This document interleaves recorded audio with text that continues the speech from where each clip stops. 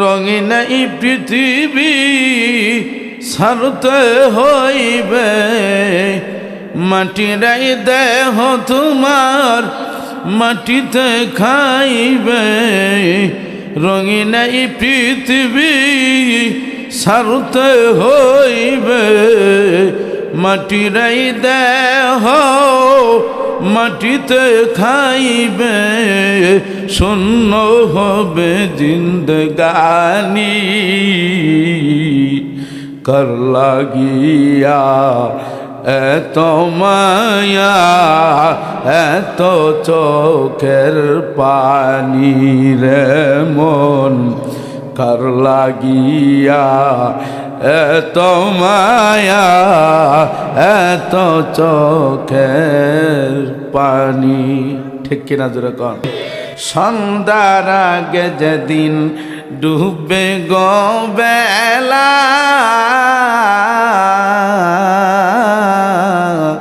এক পলকেই শেষ হইবে দুনিয়ার খেলা। ঠিক কিনা জোরে কন। আল্লাহ তাআলা বলেন, হে দুনিয়ার মানুষ, আমার রসুলকে ভালোবাসো, মহাব্বত করো, আমার রসুলের অনুসরণ এবং অনুকরণ করো। আমার ভাইরা, আমার বন্ধুগণ, যখন এই আয়াত আল্লাহ তাআলা নাজিল করেছেন, আয়াত নাজিল করে আল্লাহ রসুলকে জানায় দিলেন, ও আমার হাবিব, ও আমার বন্ধু, আপনি আপনার উম্মতদেরকে বলে দেন, তারা যদি আমি আল্লাহর ভালোবাসা পাইতে চায়, তাহলে আপনি নবীকে যেন ভালোবাসে। সেই ভালোবাসাটা কি পরিমাণ হইতে হবে সেটাও আল্লাহ তাআলা জানায় দিয়েছেন। ভালোবাসাটা হইতে হবে পিতামাতার চাইতে বেশি, আত্মীয় স্বজনের চাইতে বেশি, এমনকি নিজের জীবনের চাইতেও বেশি ভালোবাসতে হবে। যদি এই পরিমাণ ভালো তারা বাসতে পারে, আমি আল্লাহর ভালোবাসা তারা পাইবে। শুধু ভালোবাসা না, আমি আল্লাহ তাদেরকে পুরস্কার দেব। কি পুরস্কার? আল্লাহ বলেন, জীবনের সমস্ত গুনাহগুলি মাফ করে দিব। এই জন্য আমার ভাইরা, আমার বন্ধুগণ, আমার মালিক আল্লাহ রব্বুল আলামিন ডাক দিয়া বলেন, ও আমার হাবিব, ও আমার বন্ধু, আপনি আপনার উম্মতদেরকে বলে দেন, তারা যদি আমি আল্লাহর ভালোবাসা পাইতে চাই, আল্লাহর ভালোবাসা পাওয়ার দরকার আছে না নাই? জোরে কন। আমার আল্লাহ যদি আমাকে ভালোবাসে, আমার আল্লাহ যদি আমাকে মহাব্বত করে, আমার ভাইরা, দুনিয়ার আর কোনো মানুষের ভালোবাসার দরকার নাই। ঠিক কিনা জোরে কন। দুনিয়ার আর কোনো মানুষের ভালোবাসার দরকার নাই। আল্লাহ যদি আমাকে ভালোবাসে, আপনাকে ভালোবাসে, আমার ভাইরা, আমার বন্ধুগণ, এই জন্যে আমরা আল্লাহর ভালোবাসা পাইতে চাই। আল্লাহর ভালোবাসা যদি পাইতে চাই, ভালোবাসতে হবে আমার নবীকে। আর সেই ভালোবাসাটা আল্লাহ তাআলা বলেন, তোমার পিতা মাতার চাইতেও বেশি ভালোবাসতে হবে, তোমার জীবনের চাইতেও বেশি ভালোবাসতে হবে। যদি বাঁচতে পারো রে বান্দা, আমি আল্লাহ তোমাকে ভালোবাসবো। শুধু ভালোবাসবো না, আল্লাহ বলেন, ওয়াগফির লাকুম যুনুবাকুম আল্লাহু গফুরুর রহিম।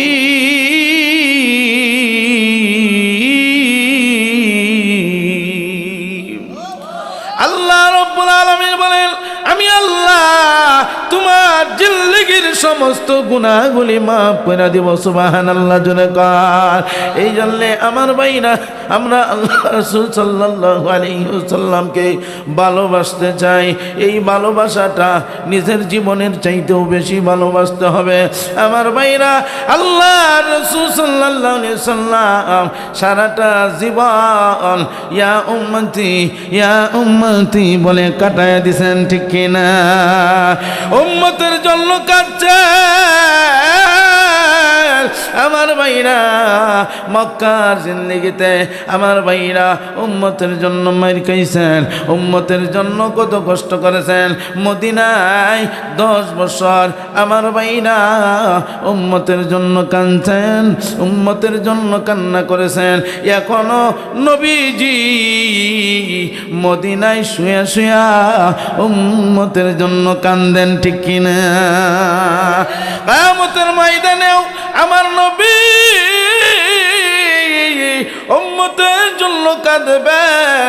এই জন্যে নবী যে এত কিছু আমাদের জন্য করতেছেন, করবেন। আমরা নবীর জন্য কি করলাম? বাইরে নবীকে মহাব্বত করি মুখে মুখে, কিন্তু অন্তরে না। কিন্তু নবী তো আমাদেরকে ভালোবাসেন, মহাব্বত করেন। কিয়ামতের ময়দানেও নবী আমাদের জন্য কাঁদবেন, সুপারিশ করে জান্নাতে নিয়ে যাবেন, ঠিক কিনা? আল্লাহ রাব্বুল আলামিন যেদিন ফেরেশতাদেরকে বলবেন, ও ফেরেশতারা,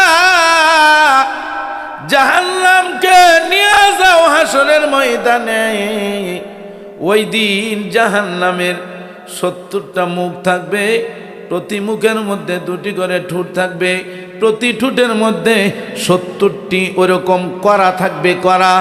আমার ভাইরা, প্রতি কড়ার মধ্যে 70,000 শিকল থাকবে, প্রতি শিকলের মধ্যে 70,000 ফেরেশতারা ধরে রাখবে।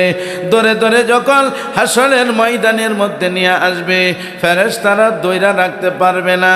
হাসরের ময়দান ওই দিন থর থর করে কাঁপতে থাকবে।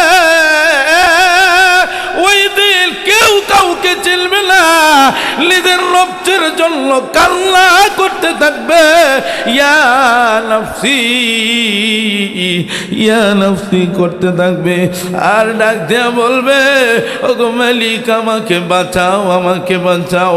ওই দিন মানুষগুলি বিপদের মধ্যে পড়ে যাবে। কিছু সংখ্যক লোক হযরত আদম পয়গম্বরের কাছে যায় বলবে, ওগো আদি পিতা, আপনি তো আমাদের আদি পিতা, আপনাকে আল্লাহ নবুয়ত দিয়েছিলেন, আপনার দাম আমার আল্লাহর কাছে বেশি। সর্বপ্রথম আপনাকে জান্নাতে আমার আল্লাহ তাআলা দিয়েছেন। ওগো নবী, বিপদের মধ্যে পড়ে গেছি, যেইভাবে জাহান্নাম আসতেছে, আজকে যদি এই জাহান্নাম এই হাসরের ময়দানে আসে, আমাদেরকে তো খেয়ে ফেলবে।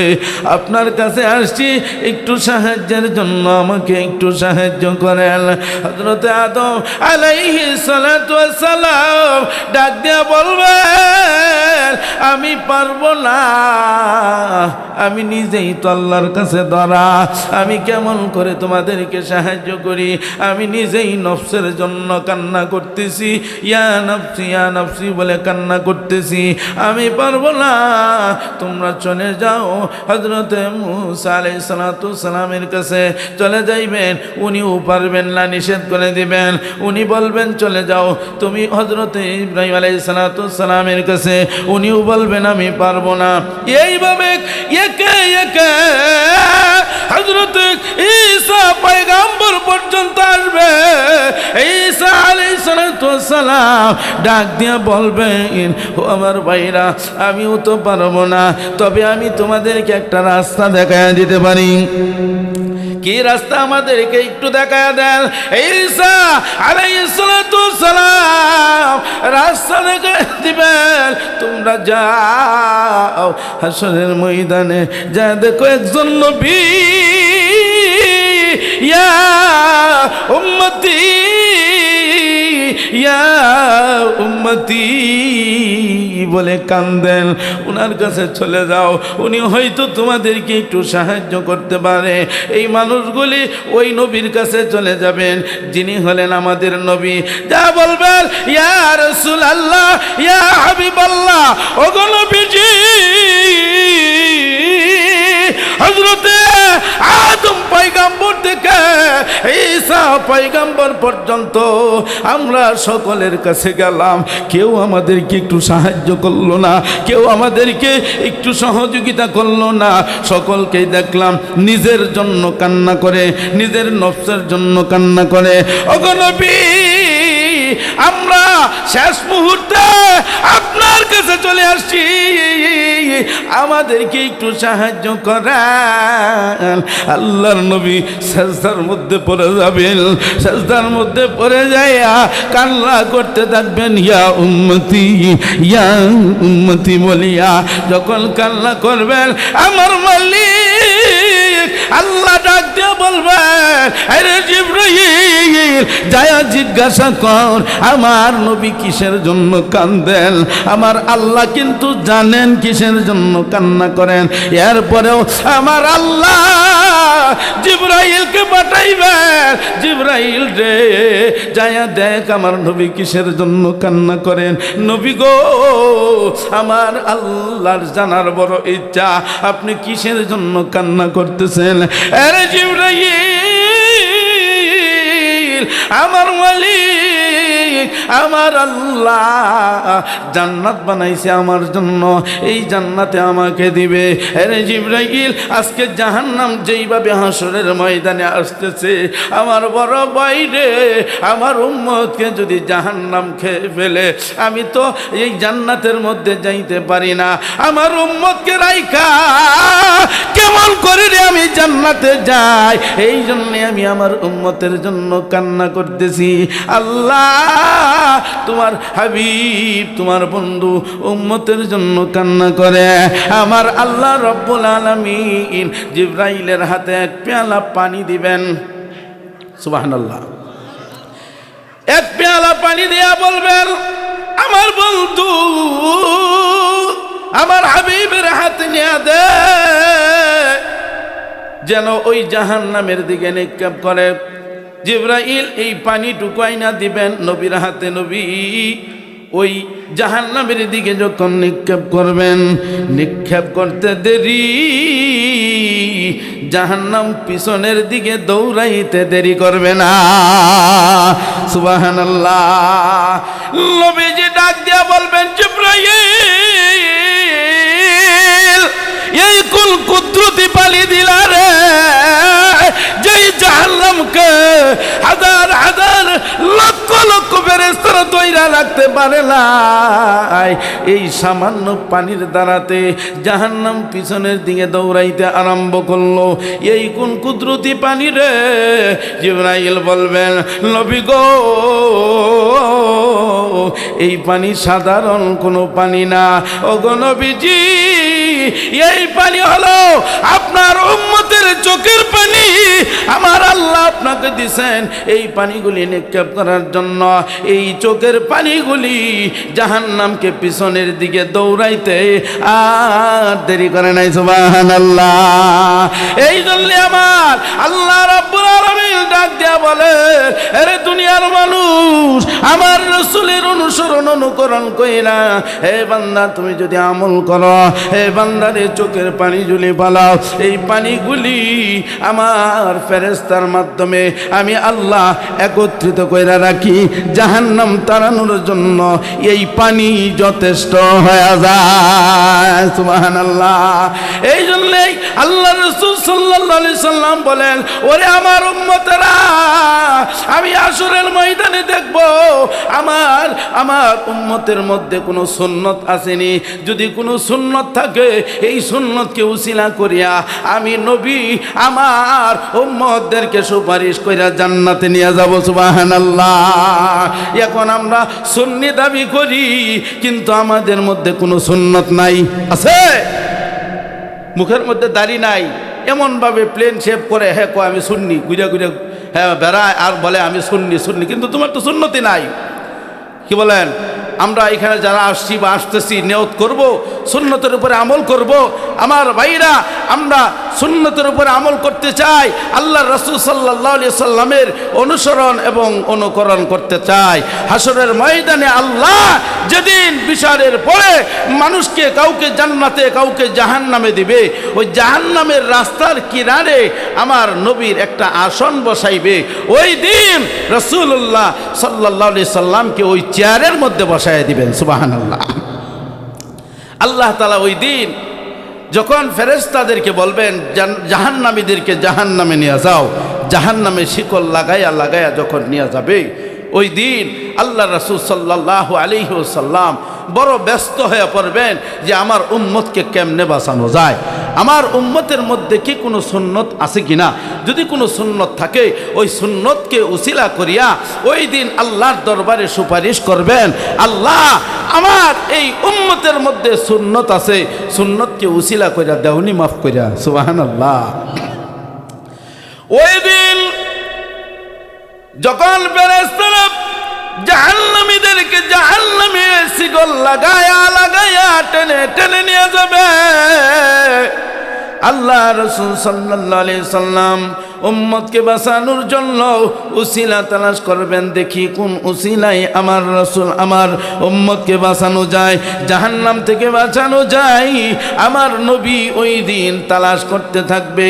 কিন্তু তাকায় দেখবে আমার উম্মতের মধ্যে দেখা যায় কিছু কিছু মানুষ দেখা যায় তাদের মুখের মধ্যে দেখা যায় সুন্নতদারি। ফেরেশতাদেরকে ডাক দিবেন, আরে ফেরেশতারা আর আগাইও না, একটু দাঁড়ায়া যাও। ফেরেশতারা দাঁড়াইতে চাইবে না। আমার মালিক আল্লাহ ওই দিন ধমক দিয়ে বলবেন, ওরে ফেরেশতারা আমার বন্ধু আমার হাবিব তাদেরকে ডাকে আর তারা ডাকস না, বেয়াদবি করস কিসের কারণে? দাঁড়ায়া যা, স্টপ হয়ে যা, একটা কাইকো আর আগাইবে না। ওই সময় দাঁড়ায়া যাইবে, ডাক দিয়া বলবে, ও আমার বন্ধু কেন আপনি ফেরেশতাদেরকে ডাক দিলেন? এরা তো জাহান্নামী হয়ে গেছে, আমল নামাই নাকি নাই, শুধু গুনাহ আর গুনাহ, যার কারণে আমি জাহান্নামী করে দিছি। আমার ভাইরা আল্লাহ রাসূল সাল্লাল্লাহু আলাইহি সাল্লাম ডাক দিয়া বলবেন, ওগো আমার মালিক, ওগো আমার আল্লাহ, আপনি জাহান্নামে দিবেন, অসুবিধা নাই। এরা গুনাহগার, কোনো নেকি নাই, শুধু গুনাহ আর গুনাহ, জাহান্নামে দিবেন, কোনো অসুবিধা নাই। কি গো মালিক, আমার সুন্নত তো কোনো তোমার অপরাধ করে নাই, আল্লাহ আমার সুন্নতকে কেন তুমি জাহান্নামে দিবা? কেন গো আমার সুন্নত জাহান্নামে জ্বলবে? কই তোমার সুন্নত? সুন্নত তো দেখি না। আল্লাহ সুন্নত তুমি দেখো না, আমার উম্মতের মধ্যে দেখা যায় মুখের মধ্যে দাড়ি, এই দাড়িগুলি তুমি কেমন কইরা জাহান্নামের আগুনের মধ্যে জ্বালাইবা? আল্লাহ তোমার কি মায়া হবে না? ওই দিন আমার আল্লাহ বলবেন, ও আমার হাবিব নিয়াই মারা গেছে, মারা যাওয়ার পরে দাড়ি নিয়াই তারা কবরে গেছে, এই দাড়ি নিয়াই হাসরের ময়দানে উঠছে। নবী ডাক দিয়ে বলবেন, আল্লাহ যদি জাহান্নামে দিতেই হয় দাড়িগুলি খুইলা রাইখা এরপরে দেন। আল্লাহ বলবেন, এটা খোলার তো কোনো সিস্টেম নাই, কেমনে আমি খুলবো? আমি খুলতে পারবো না। রাসূলুল্লাহ সাল্লাল্লাহু আলাইহি সাল্লাম বলবেন, ওগো আল্লাহ যদি নাই খুলে যায় তাহলে আমার এই সুন্নত দাড়ি যেন জাহান্নামের আগুনের মধ্যে না জ্বলে। আল্লাহু আকবার! আর একটু জোরে বলেন আল্লাহু আকবার! দেখেন আমার মায়ার নবী উম্মতের কান্ডারি, উম্মতের জন্য দুনিয়াতে কাঁদলেন, রওজাও শুয়ে শুয়ে কাঁদেন, হাসরের ময়দানেও কাঁদবেন। আমার ভাইরা, আমার নবী আমার জন্য এত কিছু করলো, কিন্তু নবীর জন্য আমি কিছুই করতে পারলাম না। আল্লাহ রাসূল সাল্লাল্লাহু আলাইহি সাল্লাম বলবেন, আল্লাহ গো যদি এই দাড়ি খোলার সিস্টেম না থাকে তাহলে আল্লাহ আমার এই উম্মতকে কেমন কইরা গো জাহান্নামে দিবা? আল্লাহ তাআলা বলবেন, ও আমার হাবিব, ও আমার বন্ধু, জান আপনার এই সুন্নতকে উসিলা কইরা আমি আল্লাহ আপনার উম্মতকে মাফ কইরা জাহান্নাম থেকে ফিরাইয়া আমি আল্লাহ জান্নাতি বানায় দিলাম।